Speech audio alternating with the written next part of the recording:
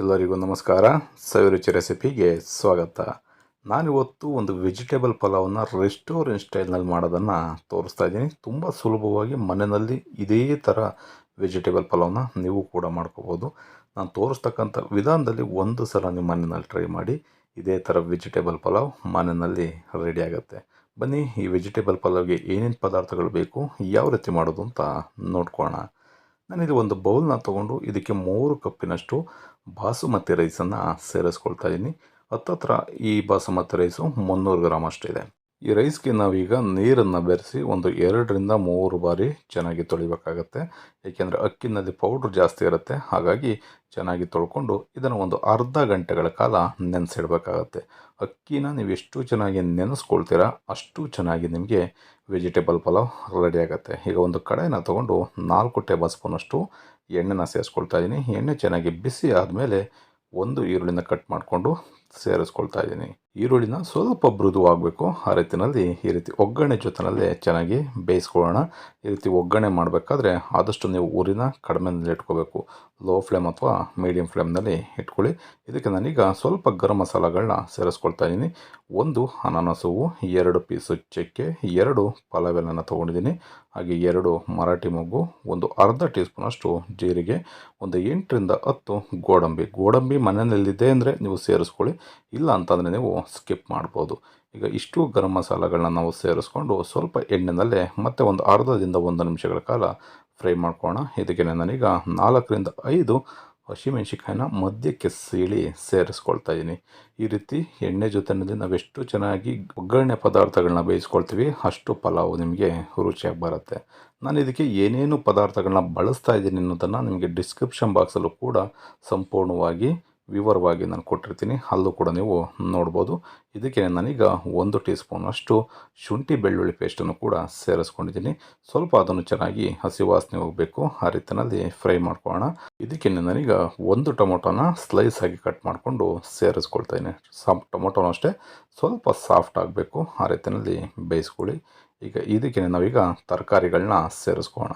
ನಾನಿಲ್ಲಿ 1 ಗೆಡ್ಡೆಕೋಸನ್ನು ಸ್ಲೈಸ್ ಆಗಿ ಕಟ್ ಮಾಡಿ ಸೇರಿಸ್ಕೊಳ್ತಾ ಇದ್ದೀನಿ. ನವಲಕೋಸು ಅಂತಲೂ ಕೂಡ ಕರೀತಾರೆ. 1 ಕಪ್ಪಿನಷ್ಟು ಬೀನಿಸು, ಒಂದು ಅರ್ಧ ಕಪ್ಪಿನಷ್ಟು ಕ್ಯಾರೆಟು, 1 ಕಪ್ಪಿನಷ್ಟು ಆಲೂಗೆಡ್ಡೆ, 1 ಕಪ್ಪಿನಷ್ಟು ಬಟಾಣಿ. ನಾನಿಲ್ಲಿ ಫ್ರೋಝನ್ ಬಟಾಣಿನ ಸೇರಿಸ್ತಾ ಇದ್ದೀನಿ. ನೀವು ಒಣ ಬಟಾಣಿನ ಸೇರಿಸೋದಾದರೆ ನೈಟೇ ನೆನೆಸಿ ನೀವು ಬೆಳಿಗ್ಗೆ ಸೇರಿಸ್ಕೋಬೋದು. ನಾನಿಲ್ಲಿ ಫ್ರೋಝನ್ ಬಟಾಣಿನ ತೊಗೊಂಡಿರೋದ್ರಿಂದ ಇದು ತುಂಬ ಎಳೆದಾಗಿರುತ್ತೆ. ಹಾಗಾಗಿ ನಾನು ಕೊನೆಯಲ್ಲಿ ಈ ಬಟಾಣಿನ ಸೇರಿಸ್ಕೊಳ್ತಾ ಇದ್ದೀನಿ. ಇಷ್ಟು ತರಕಾರಿಗಳನ್ನ ಚೆನ್ನಾಗಿ ನಾವು ಒಂದು 4ರಿಂದ 5 ನಿಮಿಷಗಳ ಕಾಲ ಒಂದು ಲೆಡ್ಡನ್ನು ಕ್ಲೋಸ್ ಮಾಡಿ ಬೇಯಿಸ್ಕೋಬೇಕಾಗತ್ತೆ. ಈಗ ಒಂದು ಮಸಾಲಾನ ರೆಡಿ ಮಾಡ್ಕೊಳ್ಳೋಣ ಬನ್ನಿ. ಒಂದು ಕಪ್ಪನ್ನು ತೊಗೊಂಡು ಇದಕ್ಕೆ 3 ಟೇಬಲ್ ಸ್ಪೂನಷ್ಟು ಮೊಸರನ್ನ ಸೇರಿಸ್ಕೊಳ್ತಾ ಇದ್ದೀನಿ. ಅದಕ್ಕೆ ಈಗ 1/4 ಟೀ ಸ್ಪೂನಷ್ಟು ಅರಿಶಿಣದ ಪುಡಿ, 1 ಟೀ ಸ್ಪೂನಷ್ಟು ಅಚ್ಕಾರದ ಪುಡಿ ಮೆಣಸು ಪುಡಿನ ಸೇರಿಸ್ಕೊಂಡಿದ್ದೀನಿ, 1 ಟೀ ಸ್ಪೂನಷ್ಟು ಧನಿಯಾ ಪುಡಿ, 1/4 ಟೀ ಸ್ಪೂನಷ್ಟು ಗರಂ ಮಸಾಲ. ಇಷ್ಟು ಪದಾರ್ಥಗಳನ್ನ ಸೇರಿಸ್ಕೊಂಡು ರುಚಿಗೆ ತಕ್ಕಷ್ಟು ಉಪ್ಪನ್ನು ಕೂಡ ನಾವು ಇದಕ್ಕೇ ಸೇರಿಸ್ಕೋಬೇಕಾಗತ್ತೆ. ಇದನ್ನು ಚೆನ್ನಾಗಿ ಮಿಕ್ಸ್ ಮಾಡಿಕೊಂಡು ನಾವು ಪೇಸ್ಟನ್ನು ರೆಡಿ ಮಾಡ್ಕೋಬೇಕು. ಈ ರೀತಿ ನೀವು ಪೇಸ್ಟನ್ನು ಮಾಡಿಕೊಂಡು ಮಸಾಲಾನ ತರಕಾರಿ ಜೊತೆ ಸೇರಿಸ್ಕೊಂಡು ಬೇಯಿಸಿದ್ರೆ ನಿಮಗೆ ತುಂಬ ರುಚಿಯಾಗಿರ್ತಕ್ಕಂಥ ವೆಜಿಟೇಬಲ್ ಪಲಾವ್ ರೆಡಿ ಆಗುತ್ತೆ. ಈಗ ತರಕಾರಿನಷ್ಟೇ ಸ್ವಲ್ಪ ಚೆನ್ನಾಗಿ ಫ್ರೈ ಆಗಿದೆ. ಈಗ ಈ ಮಸಾಲಾನ ಸೇರಿಸ್ಕೊಂಡು ಬೇಕಿದ್ರೆ ನೀವು ತುಂಬ ಗಟ್ಟಿ ಅನಿಸಿದ್ರೆ ಒಂದು ಅರ್ಧ ಕಪ್ಪಿನಷ್ಟು ನೀರನ್ನು ಸೇರಿಸಿ ಒಂದು 4ರಿಂದ 5 ನಿಮಿಷಗಳ ಕಾಲ ಈ ಮಸಾಲ ಜೊತೆಯಲ್ಲೇ ತರಕಾರಿಗಳು ಬೇಯಬೇಕು. ಆ ರೀತಿಯಲ್ಲಿ ಸ್ವಲ್ಪ ಸಾಫ್ಟ್ ಆಗಬೇಕು ತರಕಾರಿಗಳು, ಅಲ್ಲಿವರೆಗೂ ಬೇಯಿಸ್ಕೊಳ್ಳೋಣ. ನೋಡಿ, ಈ ರೀತಿ ಮಿಕ್ಸ್ ಮಾಡ್ಕೊಳ್ತಾ ಇದ್ದೀನಿ. ನಿಮಗೆ ನೀರೇನಾದ್ರು ಸ್ವಲ್ಪ ಡ್ರೈ ಆಗಿದೆ ಅಂತಂದರೆ ಸ್ವಲ್ಪ ನೀರನ್ನು ಒಂದು ಅರ್ಧ ಕಪ್ಪಷ್ಟು ನೀರನ್ನು ಸೇರಿಸ್ಕೊಂಡು ಒಂದು 4ರಿಂದ 5 ನಿಮಿಷಗಳ ಕಾಲ ಚೆನ್ನಾಗಿ ತರಕಾರಿನ ಬೇಯಿಸ್ಕೊಡಿ. ನಾನೀಗ ಇದಕ್ಕೇ ಅರ್ಧ ಕಪ್ಪಿನಷ್ಟು ನೀರನ್ನು ಸೇರಿಸ್ಕೊಳ್ತಾ ಇದ್ದೀನಿ. ನಾನು ಮಸಾಲ ಕಲಸೋದ್ನಲ್ಲ, ಆ ಕಪ್ಪಲ್ಲಿ ಸ್ವಲ್ಪ ಮಸಾಲೆ ಇತ್ತು, ಅದಕ್ಕೆ ಒಂದು ಅರ್ಧ ಕಪ್ಪಿನಷ್ಟು ನೀರನ್ನು ಸೇರಿಸ್ಕೊಂಡು ನಾನು ಇದಕ್ಕೆ ಸೇರಿಸ್ಕೊಳ್ತಾ ಇದ್ದೀನಿ. ಮತ್ತು ರುಚಿಗೆ ಒಂದು 1/4 ಟೀ ಸ್ಪೂನಷ್ಟು ಉಪ್ಪನ್ನು ಸೇರಿಸ್ಕೊಂಡಿದ್ದೀನಿ. ಉಪ್ಪನ್ನು ನೀವು ಸೇರಿಸ್ಬೇಕಾದ್ರೂ ಅಷ್ಟೇ, ಮಸಾಲೆ ಜೊತೆ ಆಲ್ರೆಡಿ ನಾವು ಉಪ್ಪನ್ನು ಸೇರಿಸಿರ್ತೀವಿ. ಉಪ್ಪನ್ನು ರುಚಿಗೆ ತಕ್ಕಷ್ಟು ನೋಡಿಕೊಂಡು ನೀವು ಸೇರಿಸ್ಕೋಬೇಕಾಗತ್ತೆ.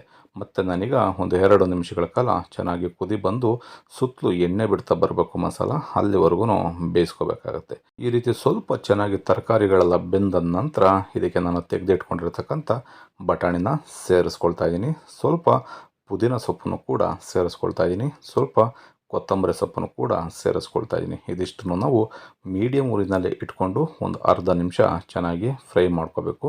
ಅದಾದಮೇಲೆ ನಾವು ಇದಕ್ಕೆ ನೀರನ್ನು ಸೇರಿಸ್ಕೋಬೇಕಾಗತ್ತೆ. ನಾನು 3 ಕಪ್ಪಿನಷ್ಟು ಬಾಸುಮತಿ ರೈಸನ್ನು ತೊಗೊಂಡಿದ್ದೆ. ಹಾಗಾಗಿ ಇಲ್ಲಿ 5 ಕಪ್ಪಿನಷ್ಟು ನೀರನ್ನು ಸೇರಿಸ್ಕೊಳ್ತಾ ಇದ್ದೀನಿ. ಅಂದರೆ ನೀವು ಮಸಾಲಾನ ನಾನು ಆಲ್ರೆಡಿ ಕಲಸಿ ಸ್ವಲ್ಪ ಒಂದು ಅರ್ಧ ಕಪ್ಪಿನಷ್ಟು ನೀರನ್ನು ಸೇರಿಸಿದ್ದೀನಿ. ಹಾಗಾಗಿ 5 ಕಪ್ಪಿನಷ್ಟು ನೀರನ್ನು ನಾನು ಸೇರಿಸ್ಕೊಳ್ತಾ ಇದ್ದೀನಿ. ನೀವು ಯಾವುದೇ ರೀತಿ ನೀರನ್ನು ಆ್ಯಡ್ ಮಾಡಿಲ್ಲ ಅನ್ನೋದಾದರೆ ನೀವು 6 ಕಪ್ಪಿನಷ್ಟು ನೀರನ್ನು ಸೇರಿಸ್ಕೊಳ್ಳಿ. 3 ಕಪ್ಪು ಅಕ್ಕಿಗೆ 6 ಕಪ್ಪಿನಷ್ಟು ನೀರು ಬೇಕಾಗತ್ತೆ. ಈಗ ಅಕ್ಕಿನೂ ಅಷ್ಟೇ ಚೆನ್ನಾಗಿ ನೆಂದಿದೆ. ಈಗ ಇದನ್ನು ಇದಕ್ಕೆ ಸೇರಿಸ್ಕೊಳ್ಳೋಣ. ಅಕ್ಕಿನ ಸೇರಿಸಿದ ಮೇಲೆ ತುಂಬ ನಿಧಾನವಾಗಿ ನಾವು ಮಿಕ್ಸ್ ಮಾಡಬೇಕಾಗತ್ತೆ. ಅಕ್ಕಿ ಚೆನ್ನಾಗಿ ನೆಂದಿರೋದ್ರಿಂದ ಒಡೆದೋಗ್ಬಿಡುತ್ತೆ. ಹಾಗಾಗಿ ತುಂಬ ನಿಧಾನವಾಗಿ ಈ ರೀತಿ ಮಿಕ್ಸ್ ಮಾಡ್ಕೊಳ್ಳಿ. ಈ ರೀತಿ ಮಿಕ್ಸ್ ಮಾಡಾದ ನಂತರ 5 ನಿಮಿಷಗಳ ಕಾಲ ಹೈ ಫ್ಲೇಮ್ನಲ್ಲಿ ಚೆನ್ನಾಗಿ ನಾವು ನೀರೆಲ್ಲ ಸ್ವಲ್ಪ ಡ್ರೈ ಆಗಬೇಕು ಅಲ್ಲಿವರೆಗೂ ಬೇಯಿಸ್ಕೊಳ್ಳೋಣ. ನೋಡಿ, ಈಗ ನೀರನ್ನು ಅಷ್ಟೇ ಚೆನ್ನಾಗಿ ರೈಸ್ ಜೊತೆ ಬೆರೆತು ಡ್ರೈ ಆಗಿದೆ. ಈ ರೀತಿ ಡ್ರೈ ಆದಮೇಲೆ ಮತ್ತೆ ಲಿಡ್ಡನ್ನು ಕ್ಲೋಸ್ ಮಾಡಿ ಒಂದು 7ರಿಂದ 8 ನಿಮಿಷಗಳ ಕಾಲ ಲೋ ಫ್ಲೇಮ್ನಲ್ಲಿಟ್ಟು ನಾವು ಬೇಯಿಸ್ಕೋಬೇಕಾಗತ್ತೆ. ಮತ್ತೆ ನೀವು ಲಿಡ್ಡನ್ನು ಓಪನ್ ಮಾಡೋದಕ್ಕೆ ಹೋಗ್ಬಿಡಿ. ಈ ರೀತಿ ಲೋ ಫ್ಲೇಮ್ನಲ್ಲಿ ಇಟ್ಕೊಂಡು ಬೇಯಿಸ್ಕೊಳ್ಳಿ. ಸ್ಟವ್ನ ಆಫ್ ಮಾಡಿ ಒಂದು 10ರಿಂದ 15 ನಿಮಿಷ ಬಿಟ್ಬಿಡಿ. ಇದೇ ಥರ ವೆಜಿಟೇಬಲ್ ಪಲಾವ್ ನಿಮಗೂ ಕೂಡ ಮನೆಯಲ್ಲಿ ರೆಡಿ ಆಗುತ್ತೆ. ಈ ರೆಸಿಪಿ ನಿಮಗೆ ಇಷ್ಟ ಆಯಿತು ಅಂತ ಅಂದ್ಕೊಳ್ತೀನಿ. ಇಷ್ಟ ಆಗಿದ್ದರೆ ಆದಷ್ಟು ಜನಕ್ಕೆ ಶೇರ್ ಮಾಡಿ. ಇನ್ನು ಹೊಸದಾಗಿ ನಮ್ಮ ಚಾನಲ್ನ ನೋಡ್ತಾ ಇರ್ತಕ್ಕಂಥವ್ರು ಯಾರಾದರೂ ಸಬ್ಸ್ಕ್ರೈಬ್ ಮಾಡ್ಕೊಂಡಿಲ್ಲ ಅಂತಂದರೆ ಸಬ್ಸ್ಕ್ರೈಬ್ ಮಾಡ್ಕೊಳ್ಳಿ. ಪಕ್ಕದಲ್ಲಿರ್ತಕ್ಕಂಥ ಬೆಲ್ಲೈಕನ್ನ ಪ್ರೆಸ್ ಮಾಡಿ. ಈ ರೆಸಿಪಿನ ನೀವು ಕೂಡ ಮನೆಯಲ್ಲಿ ಒಂದು ಸಲ ಟ್ರೈ ಮಾಡಿ ಹೇಗಿತ್ತು ಅಂತ ಕಮೆಂಟ್ ಮಾಡಿ ತಿಳಿಸಿ. Thank you.